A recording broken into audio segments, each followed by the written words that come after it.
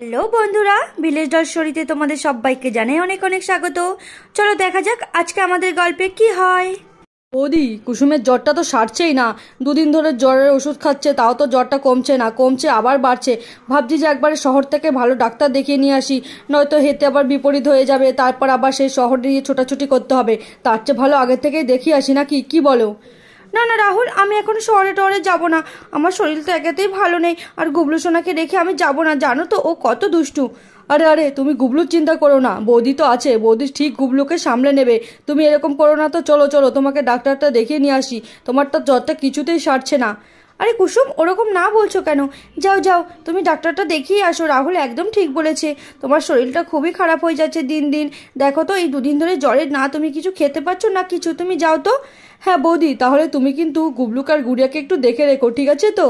কাকা কাকা, আমার জন্য কিন্তু চকলেট নিয়ে আসবে, আমার আর গুবলু ভাইয়ের। আচ্ছা ঠিক আছে রাহুল, তাহলে তুমি একটু বসো, আমি তোমাদেরকে চা করে দিচ্ছি। গরম গরম চা খেয়ে তোমরা বেরিয়ে যাও, নইলে অনেক দেরি হয়ে যাবে। হ্যাঁ বৌদি, একদম ঠিক বলেছো, চাটা খেয়ে বেরিয়ে যাব। সকালের খাবারটা আর খাবো না, কারণ একটার মধ্যে ডাক্তার বসবে। যদি লেট হয়ে যায় তাহলে আজকে আর ডাক্তার দেখানো হবে না, আবার আমাদের ফেরত আসতে হবে। আচ্ছা ঠিক আছে, তোমরা যখন বলছো এত করে, চলো যাই। আর কি করব, আমার শরীরটা তো খুবই খারাপ লাগছে। যাই গিয়ে দেখি ডাক্তার আবার কি বলে। ঠিক আছে রাহুল, তোমরা তাহলে বসো, আমি তোমাদের জন্য এক্ষুনি চা নিয়ে আসছি গিয়ে। কুসুম, যাও যাও, তুমি তাড়াতাড়ি করে গিয়ে রেডি হয়ে নাও। ততক্ষণে না হয় বৌদি চাটা করে নিয়ে আসুক। আর তারপরেই রাহুলের বৌদি চা করে নিয়ে চলে আসে। এই নাও রাহুল, তোমার চা নাও, নাও ধরো, তাড়াতাড়ি করে খেয়ে নাও। এই তো আমার চা খাওয়া হয়ে গেছে। চলো চলো কুসুম, তাড়াতাড়ি করে বেরিয়ে পড়ি। তারপর রাহুল আর কুসুম দুজনা শহরের দিকে রওনা করে। রাহুল সাবধানে যেও কিন্তু, আর পৌঁছে একটা ফোন করে দিও। দুগ্গা দুগ্গা। চলো চলো, বিকালের মধ্যে আমাদের ফিরে আসতে হবে। যাক, কুসুমটা গেছে ভালোই হলো।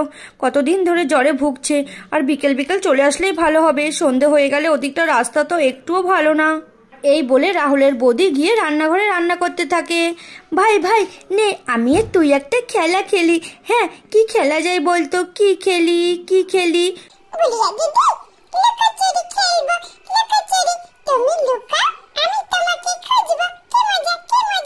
ঠিক আছে গুবলু ভাই, আমি লুকোচ্ছি। যা যা, তুই ওখানে গিয়ে তাড়াতাড়ি কাউন্ট কর। 1 2 3 4।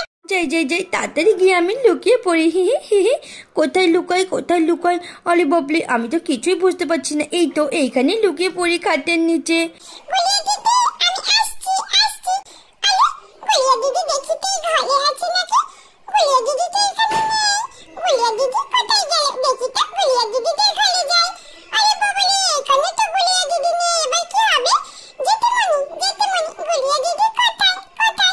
আরে গুবলু বাবা, আমি তো জানি না। দেখো তোমার দিদি কোথায় লুকিয়েছে, আমি তো দেখিনি। আর এদিকে গুড়িয়া লুকিয়ে লুকিয়ে হাসতে থাকে। গুবলু ভাই আমাকে খুঁজেই পাচ্ছে না।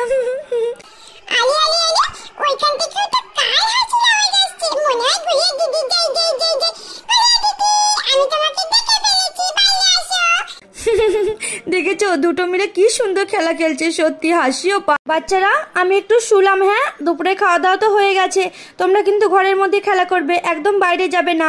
আর এই বলে গুড়িয়ার মা একটু ঘুমিয়ে পড়ে। তারপর বিকেলবেলা গুড়িয়ার মা ঘুম থেকে উঠে বসে থাকে। আরে দেখতে দেখতে তো বিকেলও হয়ে গেল। বললো যে ওরা বিকেলবেলার মধ্যে চলে আসবে, এখনো আসছে না কেন? ওদিকটার রাস্তাটা তো একটুও ভালো না, ওইখানে সন্ধেবেলা কেউ যাতায়াত করে না। আমার তো খুব ভয় করছে, যদি সন্ধে হয়ে যায় আর ওই রাস্তায় যদি কিছু একটা অঘটন ঘটে, কি হবে কি যায়। এদিকে কুসুমদের বাড়িতে ফিরতে সন্ধে হয়ে যায়। চলো চলো কুসুম, তাড়াতাড়ি চলো। দেখেছো, এই রাস্তাটা একটা লোকও দেখতে পাচ্ছি না, একদম এই রাস্তাটা বাজে। তাড়াতাড়ি চলো তাড়াতাড়ি চলো। আর ওইখানেরই একটা ডালে একটা পেতনি ঝুলছিল।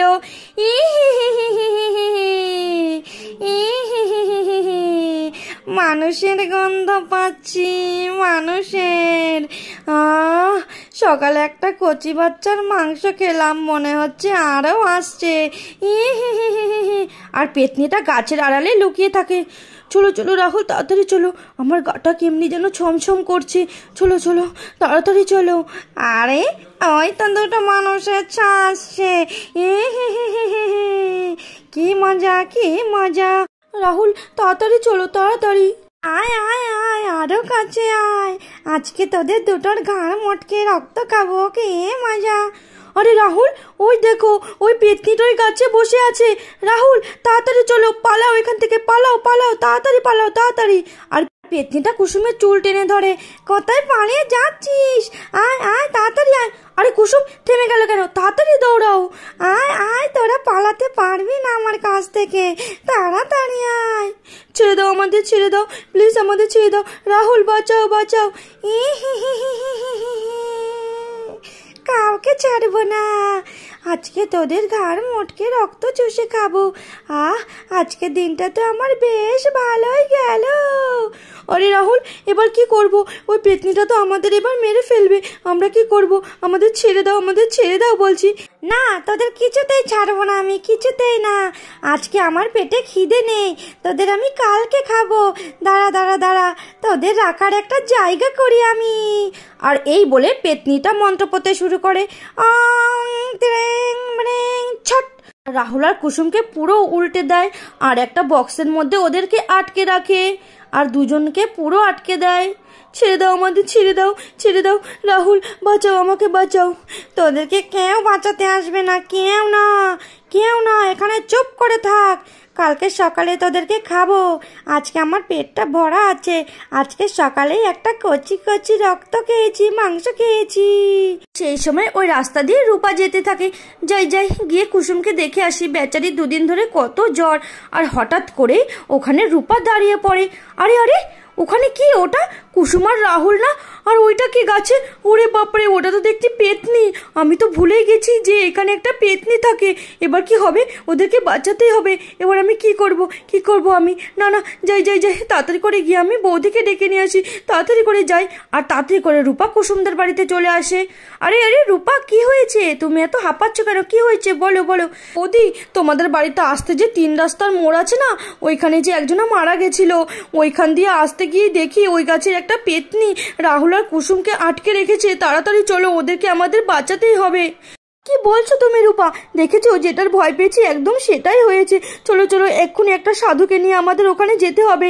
ওইখানে নাকি শুনেছি একটা পেতনি সন্ধ্যাবেলা গাছের ডালে বসে থাকে। চলো চলো, তাড়াতাড়ি করে আমাদের ওইখানে যেতে হবে। তারপর দুজনে একটা ওঝার কাছে তাড়াতাড়ি করে যেতে থাকে, আর ওঝাকে নিয়ে ওই পেতনিটার ওখানে তারা পৌঁছে যায়। আসুন আসুন, তাড়াতাড়ি আসুন। ওই দেখুন সাধু বাবা, ওই যে ওইখানে ওই পেতনিটা আমার বান্ধবী আর ওর বরকে ওখানে আটকে রেখেছে। আপনি ওদেরকে বাঁচান, বাঁচান। তোমরা কোনো চিন্তা করো না, ওদেরকে আমি ঠিক বাঁচিয়ে নেব। তোমরা এখানেই থাকো, ওর সঙ্গে যা লড়ার আমি লড়ে নিচ্ছি। এই পেতনিটার উপদ্রব খুব বেড়ে গেছে। এই দিন গেলেই শুনছি 2-1টা মানুষ উধাও হয়ে যাচ্ছে। কি করে যে হচ্ছে সেটা তো আমি বুঝতেই পারছি।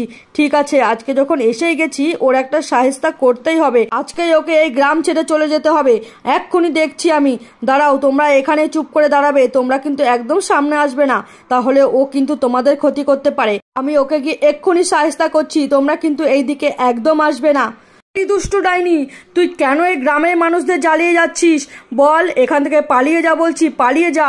আর ওদেরকে ছেড়ে দে, নইলে কিন্তু একদম ভালো হবে না। এখান থেকে পালিয়ে যা বলছি আমি। আরে ওঝা, তুই এসছিস নাকি? তুই এসছিস আমাকে তাড়াতে? তুই এখান থেকে পালিয়ে যা, পালিয়ে যা বলছি। তাড়াতাড়ি যা, নইলে কিন্তু আমি এদের এক্ষুনি ঘাড় মোটকে রক্ত চুষে খাবো, আর তার সঙ্গে তোকেও আমি খেয়ে নেব। যা যা বলছি এখান থেকে, আমাকে ডিস্টার্ব করিস না। কি বলছিস? তুই আমাকে ভয় দেখাচ্ছিস? দাঁড়া, তোর খেল আমি এক্ষুনি খতম করছি। তুই কেন এই অসহায় মানুষগুলোকে জ্বালিয়ে যাচ্ছিস বলতো? আজকে সকালে একটা বাচ্চাকে খুঁজে পাওয়া যাচ্ছিল না, তার মানে ওকে তুই কি মেরেছিস, তাই তো? দাঁড়া, তোকে আজকে আমি শাস্তি দেবই, দেবই তোকে আমি শাস্তি। কি বলছিস? তুই আমাকে শাস্তি দিবি?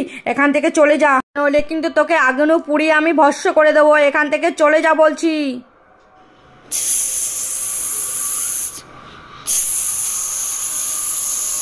ওঝা, আমি এখান থেকে কিন্তু কিচ্ছুতেই যাব না, কিছুতেই যাব না। আমি বদলা চাই, বদলা। কিসের বদলা চাই তোর? কিসের?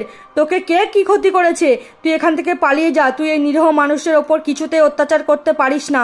আর তোর কিসের বদলা তুই বল, আমাকে বল, তুই আমাকে বল, দেখছি তোর কিসের অসুবিধা হচ্ছে। আরে ওঝা, তোকে আমি কি বলবো, আমার বরটা জানিস আমাকে আগুনে পুড়িয়ে মেরে ফেলেছে। আমি কোনো দোষ করিনি, এখন আমি ওর শাস্তি চাই, শাস্তি।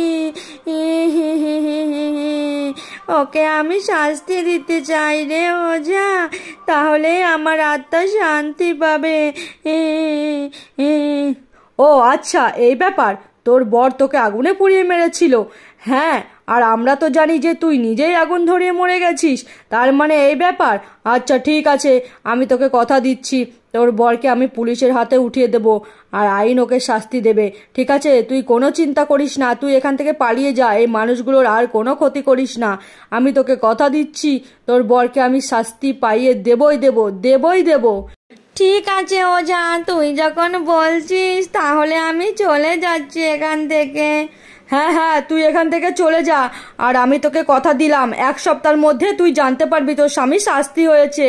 ঠিক আছে ওঝা, আমি তাহলে চলে যাচ্ছি, কিন্তু যদি তুই আমার বরকে শাস্তি দিতে না পারিস তাহলে কিন্তু আমার এই গ্রামে আমি ফিরে আসবো আর সবাইকে জ্বালাবো। আর এই বলে ডাইনিটা আকাশে উড়ে চলে যায়। আর ওঝা মন্ত্রের দ্বারা রাহুল আর কুসুমকে বাইরে বের করে আনে। নাও বাচ্চারা, তোমাদের আর কোনো ভয় নেই। ওই ডাইনি এখান থেকে চলে গেছে। আসলে ওই ডাইনির মনে অনেক কষ্ট ছিল, বুঝলে তো? সত্যি কুসুম, আমি আজকে খুব ভয় পেয়ে গেছিলাম। আজকে যদি আমি এই রাস্তা দিয়ে না যেতাম তাহলে যে কি হতো, তোকে রাহুলকে মনে হয় আর কোনোদিনও দেখতে পেতাম না। হ্যাঁ রূপা, তোমাকে যে কি করে ধন্যবাদ জানাবো, সত্যি আমার মুখের ভাষাই নেই। সত্যি রূপা, তুই আমার প্রকৃত বন্ধু। তুই যদি না থাকতি আজকে তাহলে যে আমার কি হতো। সত্যি তোকে অনেক ধন্যবাদ রে রূপা। আচ্ছা ঠিক আছে, চলো সন্ধে হয়ে গেছে। চলো তো সবাই এবার বাড়িতে চলো। বাড়িতে গিয়ে জামা প্যান্টগুলো ছেড়ে নাও, দেখো তোমরা পুরো ভিজে গেছে একদম। বন্ধুরা, গল্পটি ভালো লাগলে অবশ্যই চ্যানেলটিকে সাবস্ক্রাইব করে আমাদের পাশে থাকবে।